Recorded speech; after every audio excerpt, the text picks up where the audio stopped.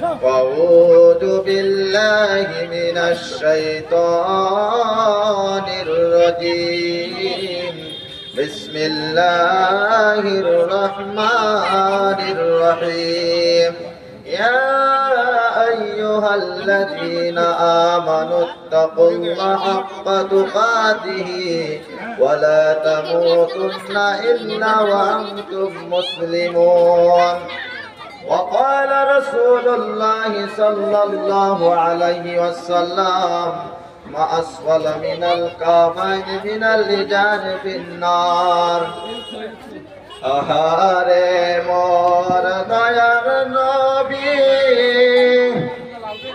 কোথায় রইলেন পরিয়া আপনি বিনে না থাকিলে এই মাহফিলে বসিয়া আল্লাহুম্মা সাল্লি আলা সাইয়্যিদিনা মাওলানা মুহাম্মদ কেউ বা তোমায় পাগল বলে কেউ বা বলে জাদুঘর আল্লাহ বলে ওগো হাবিব তুমি আমার পয়গম্বর কেউ বা তোমায় পাগল বলে কেউ বা বলে জাদুঘর আল্লাহ বলে ওগো হাবিব তুমি আমার পয়গম্বর চাচা হয়ে আবু জাহেল নবীজির কলেমা পড়ল না দোজাহানের বাদশা নবী আবু জাহেল ছিল না। সমস্ত তারই প্রশংসা যে আল্লাহ পাক আমাদেরকে একটি জালসায় আসার এবং কি বসার জন্য তৌফিক শুকরিয়া আদায় করে সবাই আলহামদুলিল্লাহ। আলহামদুলিল্লাহ বলে শেষ নয়। যে নবী আমাদের সৃষ্টি না করতো আমরা দুনিয়ার মতো যা কিছু দেখতে পারি, আমরা দুনিয়ার মতো চোখে যা কিছু দেখতে পারি সব নবীর উসিলায় করে সৃষ্টি করেছেন। যে নবী সাল্লাল্লাহু আলাইহি ওয়াসাল্লাম যখন দুনিয়ায় না আসতো আসমান জমিন পাহাড় পর্বত কিছু সৃষ্টি করতো না। এই নবীর উসিলায় করে আমরা দুনিয়া আসতে পেরেছি। ওই নবীর মুহাব্বতের সবাই বলেন সাল্লাল্লাহু আলাইহি ওয়াসাল্লাম। আল্লাহ তাআলা পবিত্র কোরআনের মধ্যে ঘোষণা করেছেন ইয়া আইয়ুহাল্লাযীনা আমানু তাকুল্লাহ হাক্কা তুকাতিহি ওয়া লা তামুতুন্না ইল্লা ওয়া আনতুম মুসলিমুন।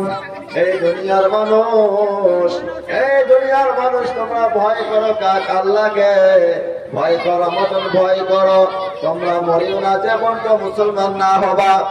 আমরা দুনিয়ায় আসতে পেরেছি, আমরা সবাই জানি আল্লাহ তাআলা ছাড়া আমরা কাউকে ভয় করব না, একমাত্র ভয় করব আল্লাহকে।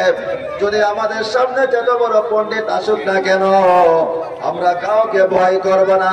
যে আল্লাহ আমাদেরকে পয়দা করেছেন, যে আল্লাহ আমাদেরকে এত সুন্দর করে চেহারাটা বানিয়েছেন, শুধুমাত্র ভয় করবো আল্লাহকে।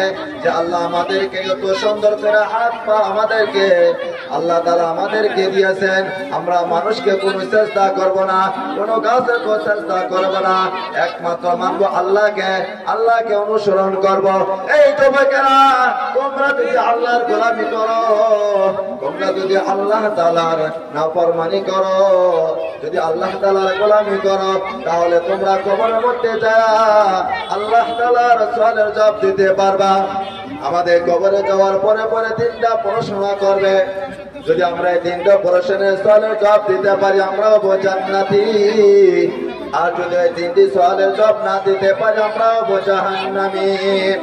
দুনিয়ার মধ্যে যদি আল্লাহ তাআলার গোলামি করে যাই, নবীর মোতাবিক সুন্নাত মোতাবিক চলতে পারি, আর আমরা দ্বীনের পরিচয় দিতে পারি, আমাদের কবরটা হবো জান্নাত।